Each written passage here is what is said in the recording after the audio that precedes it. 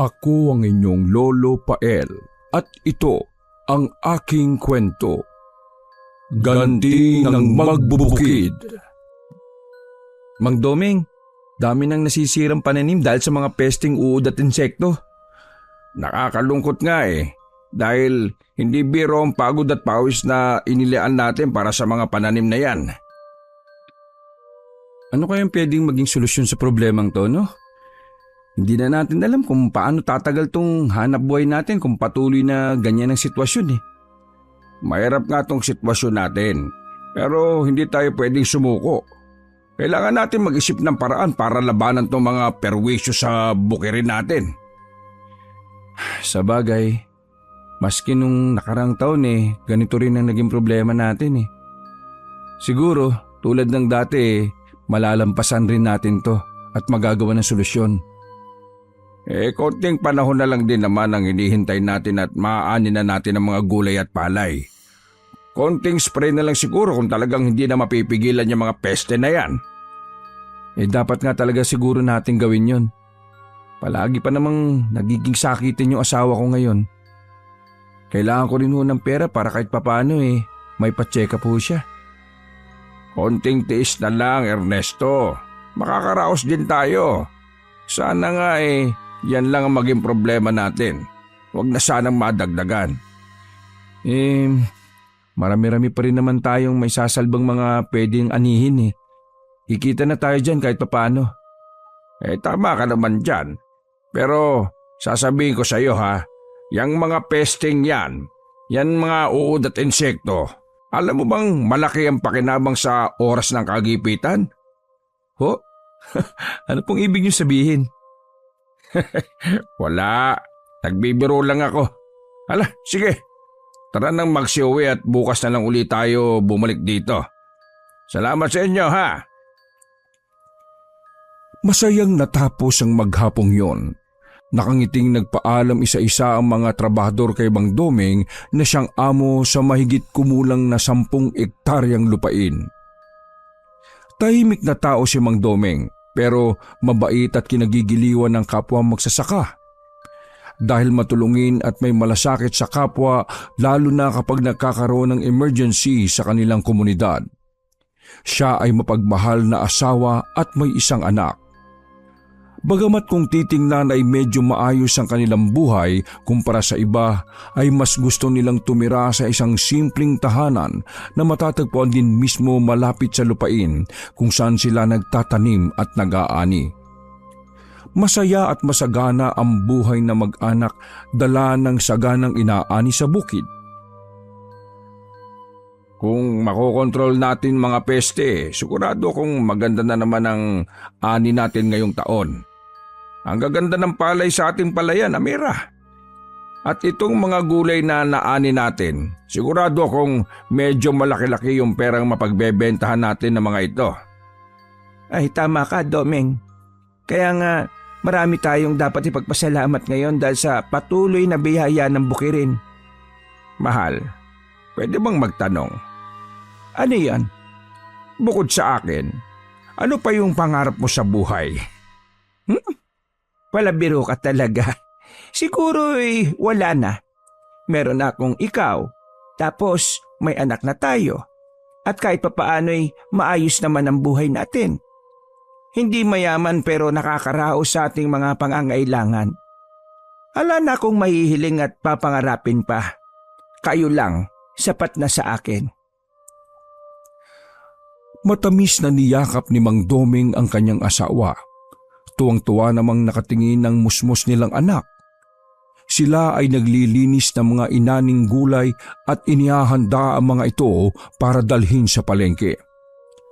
Napahinto ang dalawa nang marinig ang pagtawag ng kaibigan, si Ernesto. Bakit ka bumalik? Tapos na yung gawa natin Kung babalik ka, nako, sa Miyerkules na ulit pwede, Ernesto. Hindi po, Mang Doming. Bumalik po ako kasi may naghahanap po sa inyo. Nasabi ko po ang pangalan nyo kasi tungkol sa lupain ng bukirin nyo po yung tinatanong nila. Bakit? Ano bang meron? At sino yung nagtatanong? Ako, Domeng. Tama ba? Magandang hapon sa inyo. Pwede ba tayong mag-usap? Magandang hapon din ho. Sino po ba kayo at ano ho yung kailangan nyo sa akin?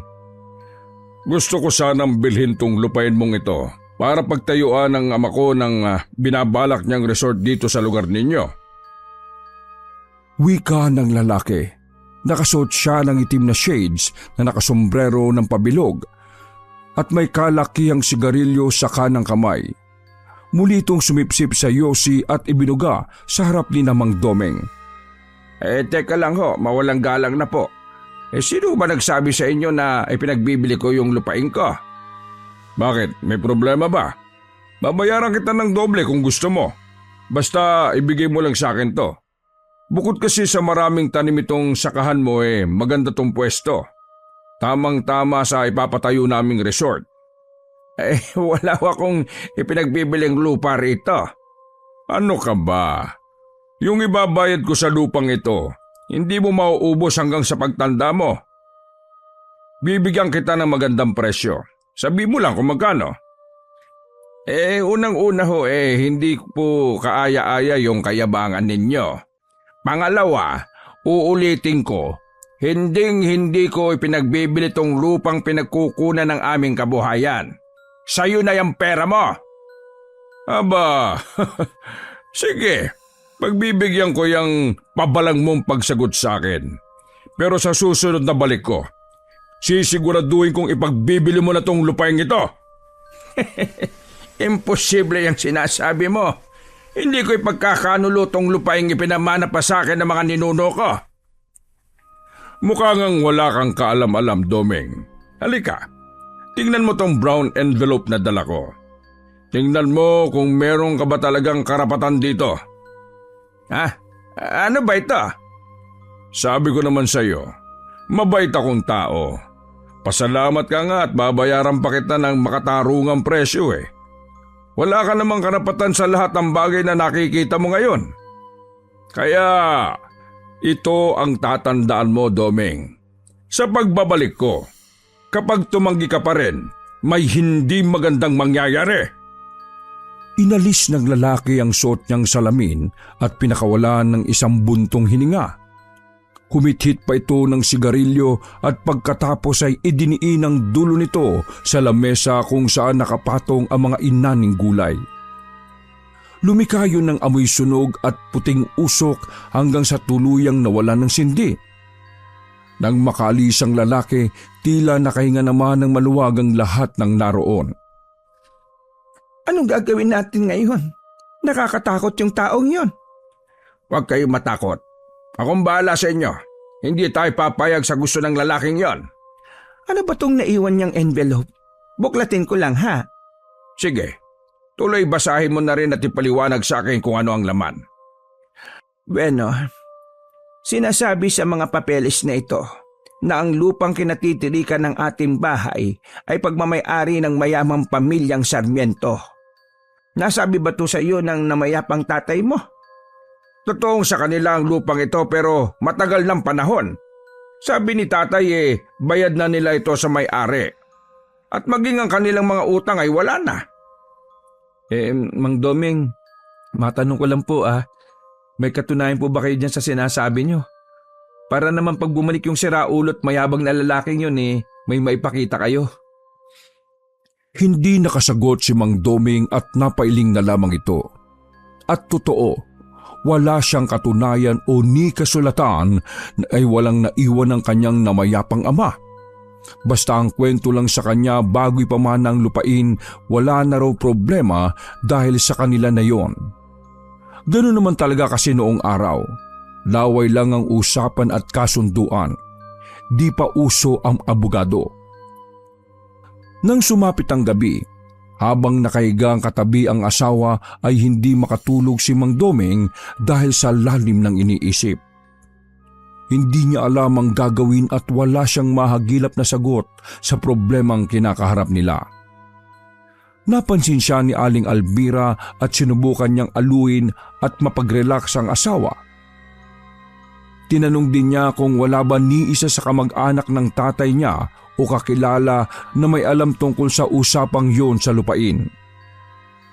Matagal na noong mamatay si tatay. Kung may mga kakilala man o kaibigan siya, baka hindi ko na rin maalala kung sino-sino sila. Hayaan mo. Bukas, magtatanong-tanong ako sa mga kumari ko sa kabila. Ipahinga mo na yung isip mo. Dapat hindi pinoproblema ang problema. Lumipas ang mga araw ngunit walang natagpuan o nahanap na kakilala sina Amira tungkol sa ama ng asawang si Mang Domeng. Ang iba raw kasi ay pumanaw na at ang iba naman ay lumuwas na ng Maynila. Hindi na sila naghanap pagkatapos noon kasi mukhang wala nang ang pag-asa na makatagpo pa ng hinahanap. Ngunit hindi pa man natatapos ang alalahaning yon, ay saka naman muling nagkaproblema sa kanilang sakahan. Nagising sila na maingay ang paligid. May mga umiiyak na tao at nagsisigawan. Paglabas nila Domeng ay tumambad sa kanilang paningin ang sirasirang pananim. Ang mga gulay, mga prutas, maging ang kanilang munting palayan ay tila inararo ng kung anong sasakyan. Dali-daling lumabas si Mang Domeng at agad na tinawag si Ernesto upang itanong kung ano ang nangyari. Hindi ko po alam, Mang Domeng. Pagising nga namin yan na po kagad yung nadatnan namin. Walang nakakita kaya palagay ko po gabi ito ginawa. Pero bakit ito mga tanim natin ang sinira nila? Lalo na yung palayan. Malapit ang maani yun sandali. Hindi kaya kagagawa nito nung lalaking gusto bumili ng lupa? Malamang ho. Siya lang naman ang may motibo para gawin to Siya rin talaga ang nasa isip ko, Ernesto. Kaya lang mahirap magbintang. Hindi tayo pwede basta-basta magturo ng walang ebidensya. Paano na ho ang gagawin natin yan? Tsaka kung malulugi tayo ngayong taon kung masusundan pa ho ito. Sana lang hindi na. Hayaan na lang muna natin. Tulungan nyo na lang akong alisin ito lalo na yung mga nadaanan ng mabigat na bagay. Magtanim na lang tayo ulit. Napailing si Mang Domeng sa nakitang mga sirang pananim. Inisip niya na bagamat malapit ang anihin ng iba ay pwede na silang magtanim ulit. Linggo o baka buwan na naman ang kanilang hihintayin para sa pagtubo ng kanilang mga bagong tanim. Sa pagkakataong yon, nagdagdag na ng trabahador si Mang Domeng. Mas doble rin ang mga sahod nila dahil sa gabi, nagbabantay sila para kung sakaling may manira ulit ay makita nila at mahuli. At epektibo naman ang ginawa nilang yon dahil hindi na muling naperwisyo ang kanilang bukirin. Samantala, nang sumunod na araw ay lumapit si Ernesto kay Mang Domeng dahil na-ospital ang asawa dahil sa aksidente. Mang Domeng, baka pwede naman hong bumali. Nasa ospital kasi yung asawa ko Kailangan namin ng pera. Nako Ernesto, pasensya na. Alam mo naman parang kakasimula lang ulit natin dahil sa nangyari sa mga pananim. Wala pa akong maiaabot sa iyo, pero kung kailangan nyo ng makakain, marami tayong gulay at prutas dito. Ito yung mga nasira. Pera po! Pera ang kailangan ko! Nasa ospital yung asawa ko at hindi mababayaran ng gulay at prutas ang gastos namin dun. Oo, teka, Ernesto, tumataas ang boses mo. Ikaw naman, parang hindi mo naman ako kilala. Kapag meron naman ako hindi ka naman magdadalawang sabi, hindi ba? Sa ngayon, wala talaga. Kaya sana ipagpasensyaan mo muna ako. Pasensya na rin po. Sige po, okay lang ho.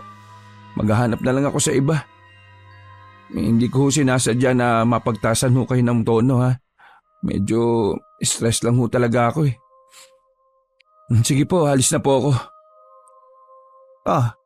Ba't parang mainit yata yung ulo ni Ernesto, mahal? Ano ba napag-usapan nyo? Wala naman. May tinanong lang siya tungkol sa ating sakahan. Halika na, pumasok na lang tayo sa loob. Gusto ko lang magpahinga. Nagsinungaling si Mang Domeng sa asawa tungkol sa sadya ng kanilang trabahador. Ayaw na rin kasi niyang madagdagan ng alalahanin ng kabiyak dahil mukhang magpapatong-patong na ang kanilang problema. Ngunit hindi pa man sila nakakapasok ay may humintong sasakyan sa kanilang bakuran. Nakilala nila ang lalaking bumaba sa malaki at itim na sasakyan. Ito yung taong kausap nila kahapon na bumibili ng kanilang lupa. Sandali. Mag-usap muna tayo. Wala na ho tayong dapat pag-usapan pa. Ano ka ba? Eto, tignan mo muna to. May dala akong sorpresa sa inyo mag-asawa. Hindi po ako interesado dyan kung ano man yan. Pakinggan mo muna ako. Alam niyo bang mas galante ako ngayon kaysa kahapon? Eto, may ibibigay akong bahay at lupa na inyong malilipatan. Pero pansamantala lang dahil babayaran nyo rin kapag nakaluwag-luwag na kayo. Siyempre, dagdag na offer lang naman kasi yan sa nasabi ko na kahapon. Inilapag niya sa mesa ang hawak na folder. Ngunit imbis na tanggapin ay mariin pa rin tumanggi si Mang Domeng. Hindi ko matatanggap yan. Umalis na ho kayo dito sa lupain ko. Mang Domeng, huling pagkakataon na tong ibibigay ko sa iyo. Kailangan ko na yung oo mo, kung hindi ay ano? Matanong ko nga, may kinalaman ka ba sa pagkasira ng mga pananim namin itong nakaraang araw? Ginawa mo ba yun dahil alam mong hindi ako papayag? Tinatakot mo ba kami? Dahil kung oo, pues, sir, hindi ako natatakot dahil ang lupain nito ng namayapa ko pang ama. Wala ka nang patunay na sa inyo ang lupang ito. Tapos, pagbibintangan mo pa ako? Kung ako man ang gumawa ng sinasabi mo, Domeng, mas matindi pa ron ang gagawin ko. Kaya mag-isip kang mabuti kung ipagbibili mo to sa akin o hindi. Isang malakas na kalabog ang narinig sa balkonahin nila Domeng dahil sa malakas na suntok na pinakawalan ni Don Herman. Napayak ang batang si Angelito dahil sa pagkagulat at takot. Agad namang yung binuhat ni Aling Amira at sabay silang pumasok sa loob ng bahay. Ilang sandali nang magbabadya ng suntok si Mang Domeng, lumapit ang ilang naroon at pinigil ang tensyon ng dalawa. Wala namang magawa ang lalaki kundi ang umatras at bumalik sa sasakyan niya. Dayo siya roon at iniisip niyang baka pagtulungan siya ng mga taong naroon at madali pa siya ng wala sa oras. Ngunit bago pa man niya napaandar ang sasakyan, ay may mga tumama ng bunga ng bulok na kamatis sa kanyang kotse. Huwag ka nang babalik dito! Dahil kung manggugulo ka pa, hindi ako magdadalawang isip na patulan niya kayabangan mo! Lumayas ka na rito! Wala kang mabibiling lupa rito! Magbabayaran mo yung ginawa at sinabi mo, Domeng. Tandaan mo ang araw na ito. Magkikita ba tayo? Hindi nga nagkamali ang lalaki. Dahil sa mga sumunod na araw, mas tumindi ang paninirang nangyari sa kanilang bukirin. Bukod sa tila inararo ito ng sasakyan, nagbuhos pa ang mga yun ng lason sa kanilang pananim. Isang bagay upang madagdagan ang problema at trabaho ni Mang Domeng. Nang tanungin niya ang mga bantay, sinabi nilang nakainom sila at hindi na malaya ng mga nangyari. Sa inis, isa-isa yung sinigawan at pinagmumura ni Mang Domeng. Anong silbi na ibinayad ko sa inyo kung ganito rin lang na magpapabaya kayo? Talagang inunan niyo pa yung pag-inom kaysa bantayan itong sakahan natin. Ano ba naman kayo? Pasensya na po, Mang Domeng. Hindi na po mauulit. Dahil sa nangyaring perwisyo, babawasan ko magiging sweldo niyo sa katapusan. Ibabalik ko na lang kapag nakabawi na ulit tayo. Alam niyo naman na paubos na tayo. Kaya sana nga huwag na ngang maulit ito. Wag naman po, mga anak na ang asawa ko sa katapusan ng buwan. Kailangan ko po ng pera at ang magiging sahod ko lang dito yung inaasahan ko para sa gastusin yon. Hindi ko nakasalanan yon at wala na akong kinalaman doon.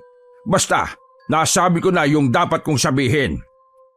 Sige o, kung yan ang pasyan nyo, wala na ako magagawa. Sa talagang kapag minamalas ka nga naman at nadadamay sa perwisyo ng iba Ay nako.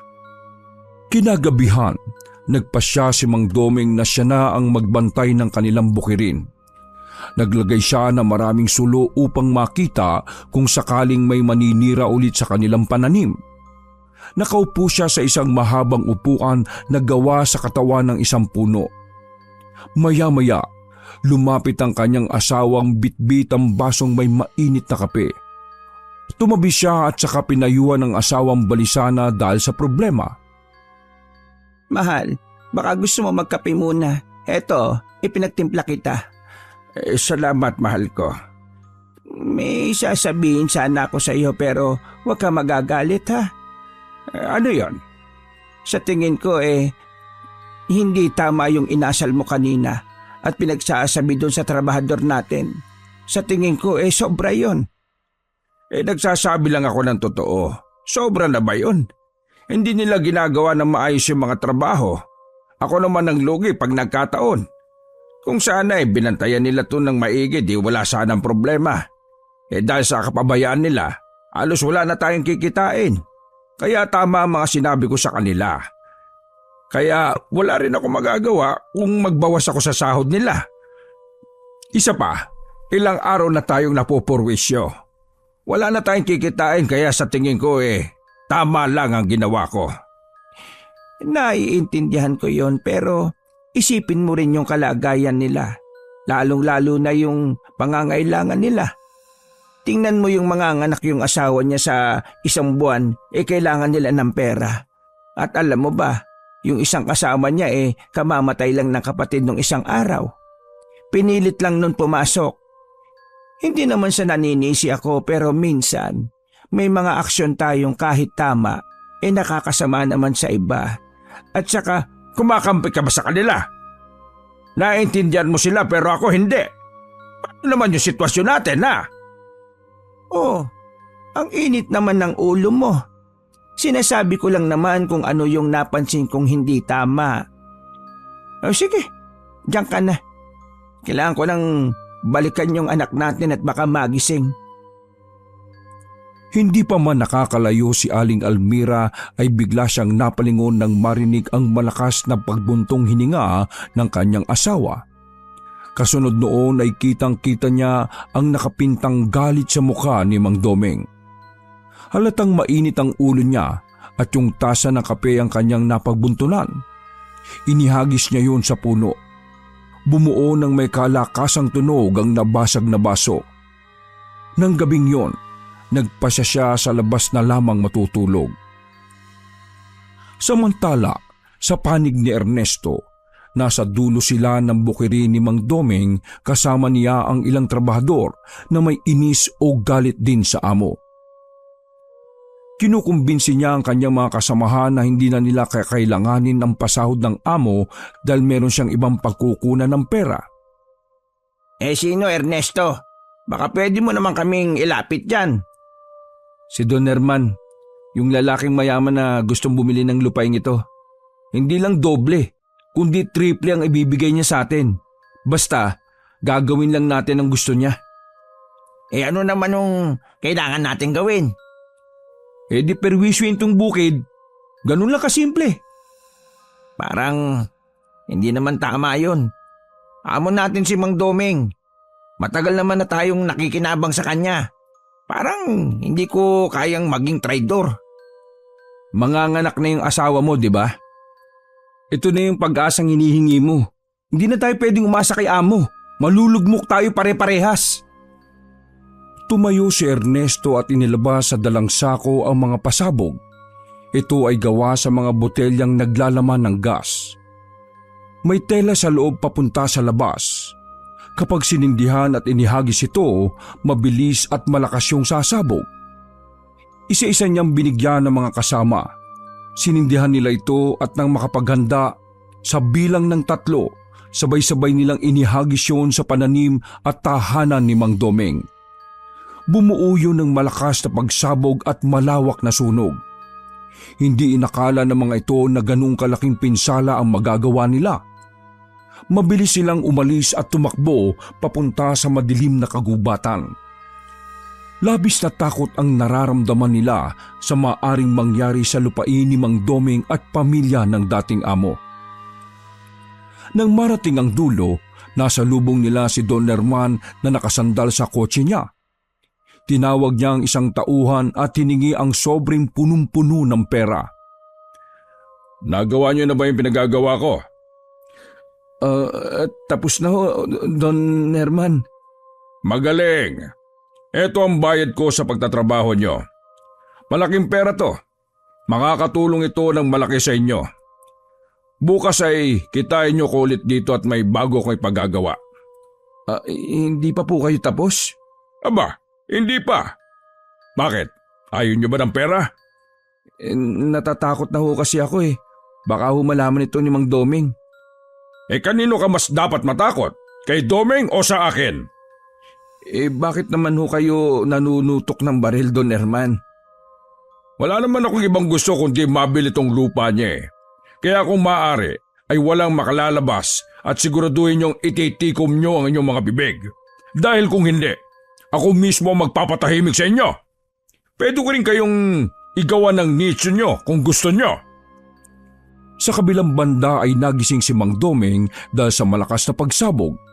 Nang maimulat niya ang kanyang mga mata at makatayo, napasigaw siya sa sakit dahil nasusunog na ang ilang parte ng kanyang katawan pati ang halos kalahati ng kanyang mukha. Mabilis siyang nagtatatakbo malapit sa isang poso at kumuha ng tubig doon. Sandali niyang ibinabad ang nasunog na balat at panandaliang nawala ang hapdi ng mga paso. Ilang minuto pinagmasdan niya ang kanyang lupain. Ang karamihan sa mga pananim niya ay tinutupok na ng apoy. Puno ng usok at nagiinit ang buong kapaligiran. Naglabasan na rin at naglapitan ng mga tao. Doon naalala ni Mang Doming ang kanyang mag-ina at nang lingunin niya ang kanilang tahanan, nagimbal siya sa kanyang nakita. Amira! Angelito! Mabilis ang pagtakbo na kanyang ginawa. Nasusunog na kasi ang kanilang bahay. Halos matupok na rin ito dahil gawa lamang yon sa mga kawayan at nipa, kaya't mabilis na kumalat ang apoy. Kumuha siya ng balde at nilagyan ng tubig. Gamit ang natitirang lakas, ibinuhos niya yon upang mawala ang pagliyab. Tumulong na rin ang mga tao kaya naman ilang sandali, wala na ang sunog. Nanginginig na pumasok at lumapit si Mang Doming. Sa loob, sa kanilang silid, napagmasdan niya ang halos mangitim ng katawan ng kanyang mag-ina dahil sa pagkasunog. Magkayakap pa ang mga ito. Wala siyang nagawa kundi ang sumigaw at umiyak dahil sa sinapit ng kanyang mag-ina. Mahal! Anak ko! Ilang minuto, dumating na rin sina Ernesto at nagimbal ang mga ito sa resulta ng kanilang ginawa na noong una sana'y pagsira lamang sa mga pananim. Pero dahil sa malakas ang pagsabog, nadamay pati si Mang Doming. Umatras ang lalaki dahil hindi niya kayang makita ang sitwasyon ng amo dahil sa kagagawan nila. Unti-unti siyang kinakain ng kanyang konsensya. Ibinuro lang labi ng mag-ina sa maliit na kapilya sa kanilang nayon. Maraming tao ang nakiramay sa namatayan. At dumating din sa burol ang grupo ni Don Herman sakay ulit ang mamahalin niyang kotse. Nang makababa at makalapit, huminto ito sa harap ni Mang Doming na nakaupo malapit sa dalawang kabaong. Ikinalulungkot ko ang nangyari sa mag-ina mo. Ito yung abuloy ko para makatulong naman sa iyo. Inihulog ng lalaki ang makapal na pera sa isang garapon malapit sa mga kabaong. Hindi naman sa pambabastos pero minamadali na kasi ni Papa ang pagbili sa lupain ninyo. Siguro naman ngayon ipagbibili mo na. Ha, Domeng? Hindi umimik si Mang Domeng. Tulala pa rin ito sa harap ng kanyang mag-ina. Panay lamang ang pagbuntong hininga niya ng malakas. Mamaya niyan kapag tumanggi ka ulit sa alok mo, baka sumunod ka na sa sinapit ng mag-ina mo. Dahil sa sinabi yon ng Don, ay sumabog na ang kinikimkim na galit sa dibdib. Agad siyang tumayo at malakas na sinapak si Don Herman. Natumba ang lalaki ngunit napatayo rin kaagad dahil nagulat sa wangis ni Mang Doming. Kitang-kita niya ang mga nasunog na bahagi ng mukha nito. Sariwang-sariwa pang sugat kaya talaga namang magbibigay yun ng takot sa sinumang makakakita. Napaatras siya at kaagad na nagkubli sa likuran ng kanyang diarmas na mga tauhan. Pinatay mo ang mag-ina ko dahil sa kagustuhan mong mapasenyo ang lupain ng aking ama. Gumawa kayo ng mga bagay na ikapapahabak ng pamilya ko. Oo. Mag-ingat ka sa sinasabi mo, Domeng. Unang-una, wala akong kinalaman sa pagkamatay ng mag-ina mo. Malinis ang mga kamay ko. Alam ng Diyos yan. Dinamay mo pa talaga ang Diyos. Hindi ka ba kinikilabutan dyan sa mga sinasabi mo? Mamamatay tao ka! Hayop ka! Nagsasabi lang ako ng totoo, Domeng. Malinis ang mga kamay ko. Bakit di mo alamin kung sino ang may tunay na may gawa nito? Mula sa gilid, napalunok ng laway si Ernesto dahil mukhang ilalaglag siya ng bagong amo.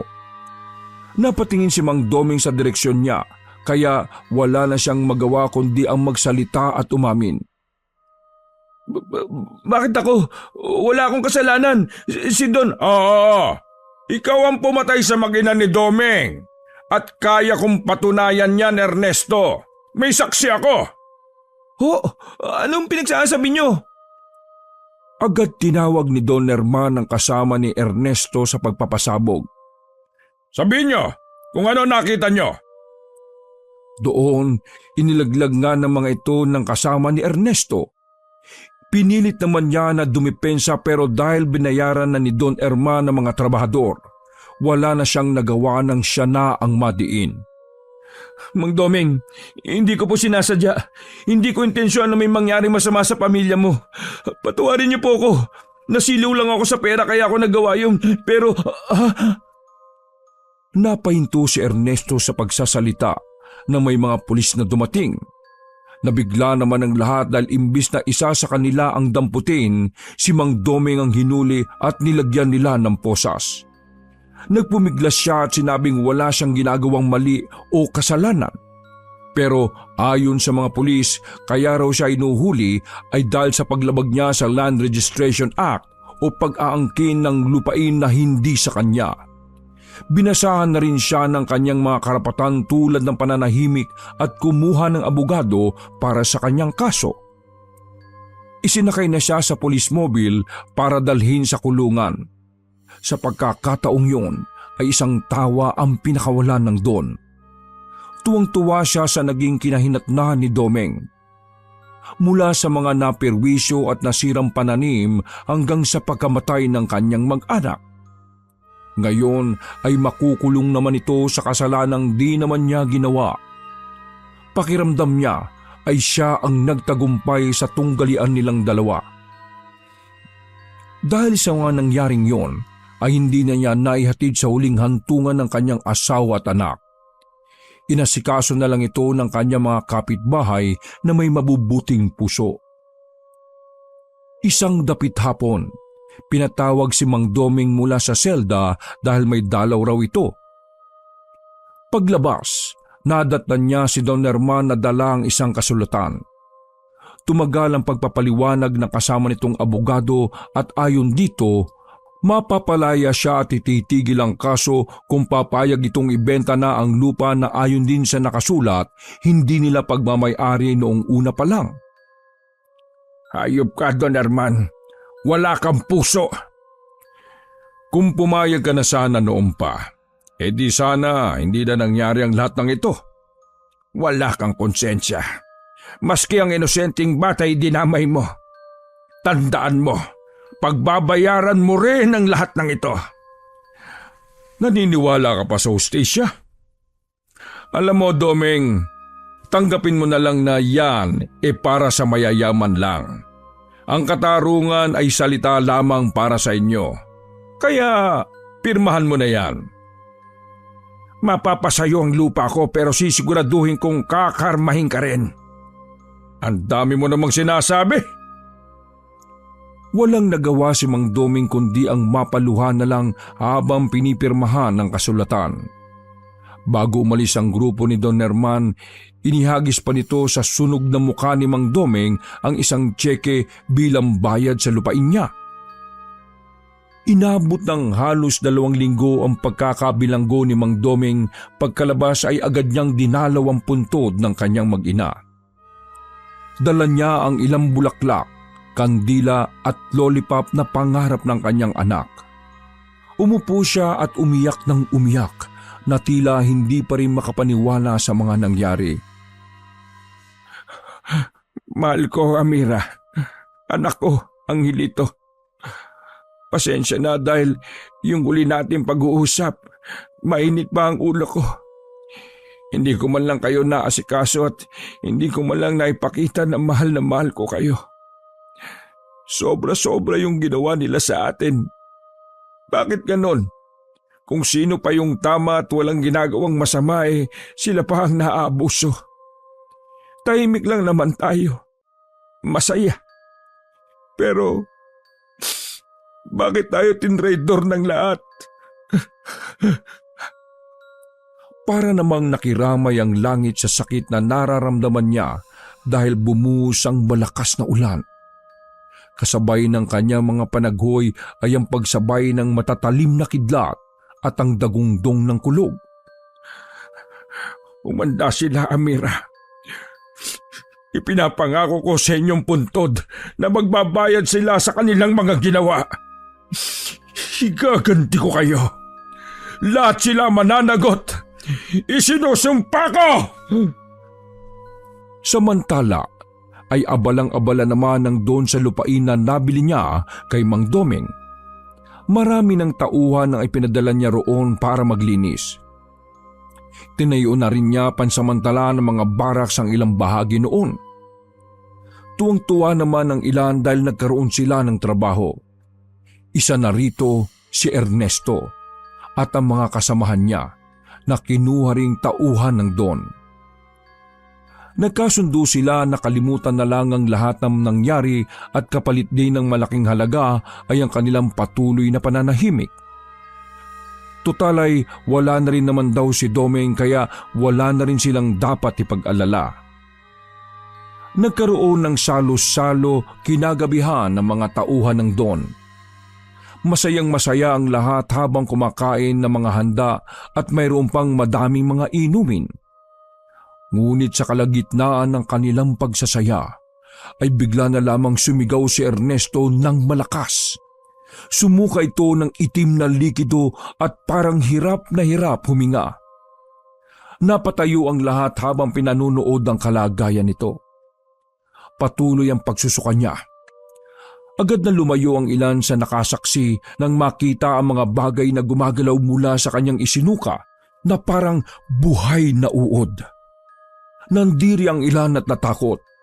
Mayroong nagtakbuhan at hindi alam ang gagawin. Si Don Herman napatingin sa madilim na kapaligiran at hinahanap ang hinala niya'y may kagagawan nito. Nakita niya ang isang itim na figura sa hindi kalayuan at mataman silang pinagmamasdan. Para siyang nahihipnotismo at wala sa sariling naglakad palapit doon. Subalit biglang napahinto ng makaramdam ng kirot sa katawan. Don Herman, anong nangyari? Parang may tumutusok at sumasaksak sa akin. Nauutal na sabi nito at napasigaw na rin sa sakit. Ilang sandali, sumuka na rin ito ng kulay itim na likido. Maya-maya, dahil sa sakit na iniinda ay nawalan sila ni Ernesto ng malay. Dinala at inuwi sila sa kani-kanilang mga bahay. Sa gitna ng gabi, naalimpungatan si Ernesto dahil tila may bumubulong sa kanyang mga tenga. Nakarinig siya ng mga kaluskos kaya mabilis siyang nagtalukbong ng kumot. Tinakpan rin niya ang kanyang tenga dahil hindi komportable sa kanyang pakiramdam ang mga naririnig na bulong. Manipis lang ang kanyang kumot at nagkataong brownout pa ng mga oras na yon. Tanging nakabukas ang kanyang ilaw na gasera kaya naman tagos ang kanyang paningin dito. Nanlaki ang kanyang mga mata. nang mapagmasdan ng kulay itim na bagay na dumaan sa kanyang harapan. Mabilis niyang inalis ang kumot pero wala ni sino man ang naroon. Tumayo siya at tumanaw sa nakabukas na bintana. Naramdaman niya ang malamig na hangin na mas nagpatayo ng kanyang mga balahibo. Mang Domeng, kung ikaw man yan, sobra po akong humingi ng tawad. Pinagsisisihan ko lahat ng nagawa ko. Patawarin po ninyo ako. Bigla namang may nagsalita sa tabi ni Ernesto at halos mapasigaw siya sa gulat. Ang anak lamang pala niya ang biglang sumulpot at takang-taka sa ikinikilos ng kanyang ama. Wala ito anak. Sige na, bumalik ka na sa higaan mo. Matulog ka na ulit. Malalim pa ang gabi. Mapupuyat ka niyan. Labis namang nag-alala ang anak niya at sinabing babantayan na lang muna niya ang ama at sasamahan hanggang sa siya ay makatulog. Salamat anak. Bukas pala magtatrabaho na ang tatay ha. Doon ka na lang muna ulit kay Aling Belen. Wag na wag kang aalis sa kanya. Kung may mag-ayaman sa'yo na hindi mo kakilala, wag na wag kang sasama ha. Kinabukasan ay pumasok na nga si Ernesto sa trabaho. Ngunit bigla siyang napahinto nang marinig ang malalakas na sigaw ni Don Herman. Nang makita niyang malapit ang Don, ay doon niya nakita na punong-puno na ito ng pantal sa buong katawan. Malalaki, mapupula, makakati at halos nagsusugat kapag kinakamot ng amo. Doon niya napagtanto na mayroong mali sa kanilang kalagayan. Mukhang kinukulam tayo, Barang Don Herman. Anong pinagsasasabi mo? Ang tanda mo na, naniniwala ka pa sa ganon? Sigurado ko, may mga pesting na iwan si Domeng dito kaya nakakaganito ang lahat. Nakakayamot ang katikati ng mga ito. Buisit! Kagabi, sumuka tayo ng mga buhay na uod at parehas pong itim ang likidong ating sinusuka. Parehas pang nakakadiri at mabaho. Hindi o kaya kagagawa nito ni Mang Domeng. Baka nagiganti siya sa atin dahil sa mga ginawa natin sa kanya. Kailangan natin. Kung iniisip mong may kinalaman siya rito, sige, ipapahanap ko siya. At patatahimikin na habang buhay nang hindi na makaperwisyo. Nakakatakot, Don Herman. Siya ang dapat matakot, hindi tayo. Ipinahanap nga nila si Mang Domeng pero hindi nila ito nahanap. Lalo lamang lumala ang kanilang kalagayan. Mas tumindi ang parusang kanilang nararanasan sa bawat pagdaan ng araw. Inabot na rin sila ng kamalasan. Ang tinatayong resort ay napatigil ang construction nang mamanhid ang mga paa at kamay ng lahat ng trabahador na naroon. Lahat sila ay halos hindi makalakad habang pabalik sa barracks. Hinala pa nila nung una na nuno o naduwende sila. Pero dahil hindi naniniwala si Don Herman, ipinagpatuloy nila kinabukasan ang ginagawa. Doon mas matindi ang nangyari dahil sabay-sabay na nagtakbuhan ng lahat ng sumugod galing kung saan ang libu-libong insekto. Pinagkakagat sila at ang bawat sugat nilang natamo ay nangati at nagnanaknak. Marami ang naniwala na baka meron silang nagambala sa lupain at kakailanganin nila ang mag-alay. Sobrang nainisang Don sa kanyang mga narinig. Kailangan ba ng alay? O sige. Hinugot ng lalaki ang baril sa tagiliran at umalingaw-ngaw ang malakas na putok. Bumagsak ang katawan ng kanyang tauhan na may tama sa noo. Dumaloy ang dugo nito sa lupa. Walang nakaimik sa ginawang yun ng walang pusong amo. Nagulantang silang lahat at labis na natakot para sa kanilang mga buhay. Nakita nila ang kaibahan ng ugali ng kanilang dating amo sa baliw na Don. Ngunit magsisiman sila ay huli na. Wala na rin silang nagawa nang sabihin sa kanilang ituloy na ang kanilang trabaho sa kabila ng pangangati nila at mga sugat sa katawan dahil sa mga insekto. Malungkot at tila wala sa sarili si Ernesto at napapatulala sa bahagi ng lupain kung saan matatanaw ang isang kagubatan. para siyang namalikmata dahil parang may nakita siyang pamilyar na mukha. Dali-dali siyang naglakad at pinuntahan ng direksyon kung nasaan ang taong yon. Mang Domeng, ikaw ba yan? Dahan-dahang humarap ang nilalang na yon na nababalot ng itim na tela. Ilang sandali, napatras si Ernesto nang mapagmasdang si Mang Domeng ngayon. Nanlilisik ang mga mata nito sa galit. Baka gusto mong kumustahin ang anak mo, Ernesto. Ha? Anong ginawa mo sa anak ko? Ginawa ko lang naman kung anong dapat na maging kabayaran sa ginawa mo sa anak ko.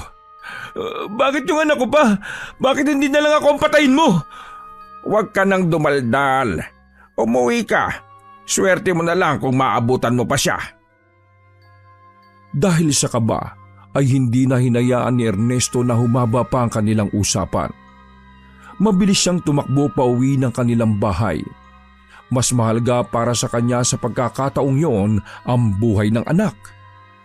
Inisip niyang sana ay hindi pa huli ang lahat. Ngunit pagdating sa bahay nila Aling Belen ay naabutan na niyang wala ng buhay ang kanyang anak. Nakahandusay yon habang subo-subo pa ang isang kulay pulang lollipop. Nagpaliwanag si Aling Belen na may estranghero daw na lumapit at inalok ang anak niya ng pagkain yon. Akala nila ay mabait lang ang lalaki kaya hinayaan lang nila. Nang ilagay ng bata ang lollipop sa bibig, nanginig ito at bumula ang bibig hanggang sa nalagutan na ito ng hininga. Walang magawa si Ernesto kundi ang umiyak habang yakap ang anak. Malungkot man ay tinanggap niya ito. Ibinuro lang anak niya sa kanilang bahay ngunit ang akala niyang sakit sa pagkawala ng kanyang anak ay hindi pa pala tapos. Nagulat ang lahat dahil mabilis itong nabulok at inuod. Sa gitna ng kaguluhan, nakita niya sa madilim na bahagi ang nagmamasid na si Mang Domeng, kaya mabilis niya yung pinuntahan at tinabol. Galit na galit siyang tinawag ito at huminto naman ang isa. Walang kasalanan ng anak ko sa'yo. Hindi ka ba nakukonsensya na nangdamay ka pa ng isang inosente? Nakakalungkot pero hindi. Pero sana ay yan din ang inisip mo bago mo pasabugin ang lupain ko at ang bahay na siyang ikinamatay ng asawa at anak ko, Ernesto.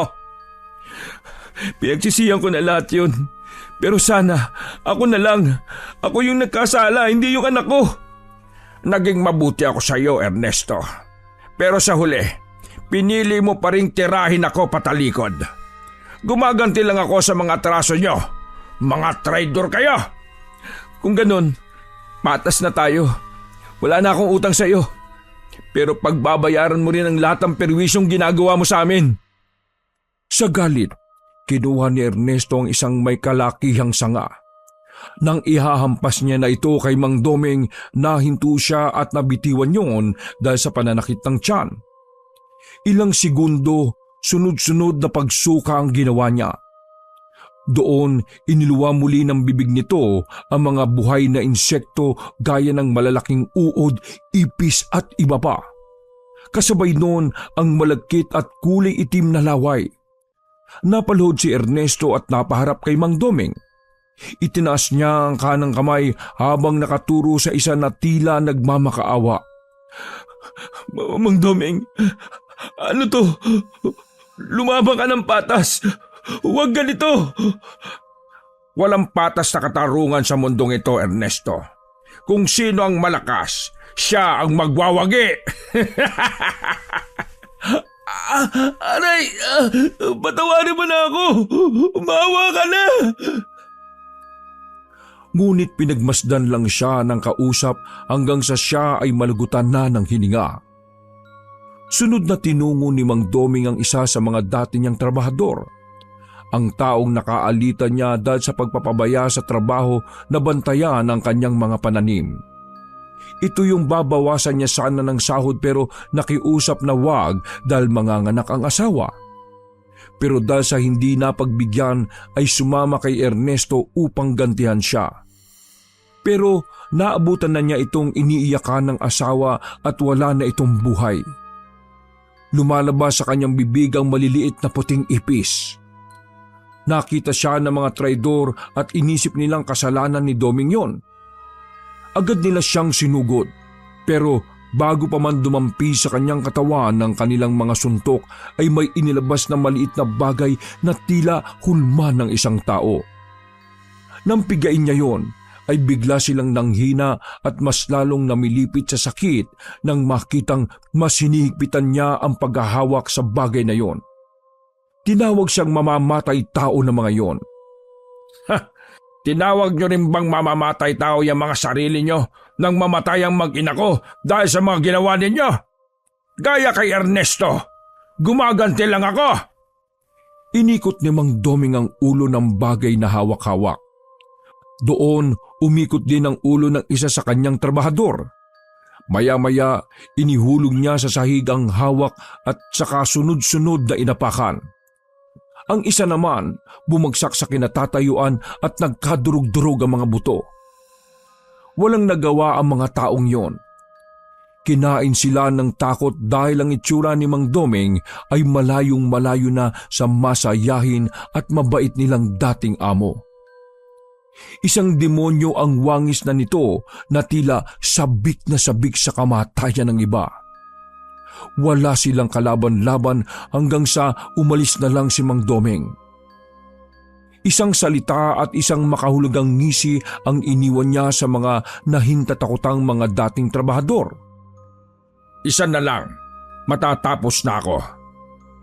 At dumating na nga ang gabing pinakahihintay niya, ang makapagiganti sa taong labis niyang kinamumuhian at sumira ng kanyang buhay. Sa pagkakataong yon, gusto niyang mapatay ito gamit ang sariling mga kamay. Malalim na ang gabi nang mapagmasdan niya ang paglabas sa baraks ni Don Herman. Mabilis na sumugod si Mang Doming. Agad siyang nakita nito kaya mabilis din niyong nakatakbo sa madilim na kagubatan. Pero ilang sandali lang napahinto si Don Herman nang manakit ang kanyang tiyan at magsuka ng mga nakadidiring bagay gaya ng nangyari kay Ernesto. Hindi niya yun alintana dahil mula sa hindi kalayuan nakita niya ang galit na si Mang Doming habang hawak ang isang mahabang patalim. Ilang sandali namanhid naman ang mga paa niya kaya't sandali siyang napatumba. Nang mabawi ang lakas, muli siyang tumayo at sinubukang takasan ng tiyak niyang kamatayan sa mga kamay ng kalaban. Nagaktak ang pawis niya sa mabilis na paglalakad sa madilim at tahimik na kapaligiran. Maririnig sa boses niya ang labis na pagkahingal. Hindi niya pinansin ang nadaraanan at naapakang mga sanga at tinik para lamang makatakas sa taong humahabol sa kanya. Luminga siya sa paligid at tiningnan kung nasusundan pa siya. At sa unang pagkakataon ay tumulo ang luha ng pagsisisi sa kanyang mga mata. Parang awa mo na. Patawarin mo na ako.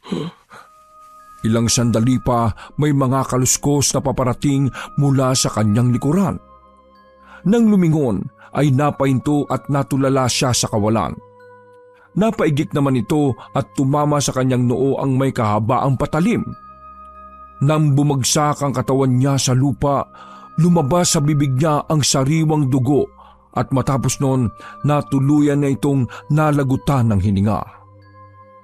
Para yan sa lahat ng ginawa mong kasamaan sa pamilya ko. Hinugot niya ang patalim at sa dibdib naman ng lalaki tinarak. Para naman ito sa asawa ko, sa anak ko, at sa inago mong buhay namin ng pamilya ko. At isinaksak niya pa ito ng ilang beses. Mababaka sa mukha niya ang matinding galit sa taong pinaslang. Isang malakas na sigaw ng tagumpay ang pinakawalan ni Mang Doming. Ngunit nasundan din kagad yun ng isang malakas na panaghoy habang isinisigaw ang pangalan ng kanyang asawa at anak. Isang nakakatakot na tunog ang naririnig ng kanyang mga kababaryo na sa oras na yon ay mas piniling magbingi-bingihan sa mga nangyayari. Sa wakas ay nakaganti na nga ang magbubukid na si Mang Domeng. Natapos ang gabing yon na may bahid ng dugo ang kanyang mga kamay. Kinabukasan ay natagpuan nga ang ilang mga bangkay ng tao na inuuod na. Kabilang dito ang bangkay ni Don Herman. Sa nangyaring patayan na yon ay alam ng mga taga roon kung sino ang salarin. Pero dahil sa ayaw nilang madamay sa pagiganti ni Mang Domeng, simula ng araw na yon ay hindi na rin nagpakita ang magbubukid. Hanggang sa unti-unting nag-iba ang mga takbo ng kwento. May nagsasabi na baka raw nagpatulong lamang si Mang Domeng sa isang mambabarang o taong may alam sa kulam. May ilan namang nagsabing si Mang Domeng daw ay siyang tunay namang kukulam at namana raw ito sa namayapang ama. Kung ikaw ang nasa kalagayan ni Mang Domeng, handa ka pang gawin ang lahat para lamang makaganti sa taong sumira ng buhay mo? Wakas!